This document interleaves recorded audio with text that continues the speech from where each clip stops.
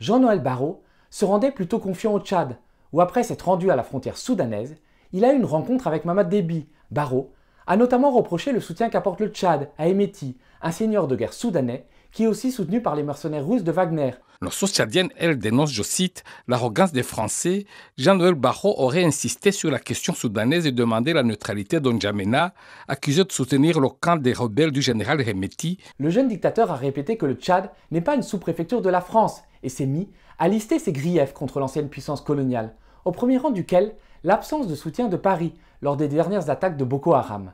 Déby avait alors demandé aux forces françaises de lui fournir du renseignement pour mieux localiser et éliminer les djihadistes de Boko Haram. Une demande restait lettre morte. Mahamat Idriss Déby est déjà irrité par, je cite, l'absence de coopération et de collaboration de l'armée française au moment d'une attaque d'envergure des djihadistes de Boko Haram sur une base avancée de l'armée tchadienne dans la région du lac Tchad fin octobre dernier, selon nos sources en N'Djamena.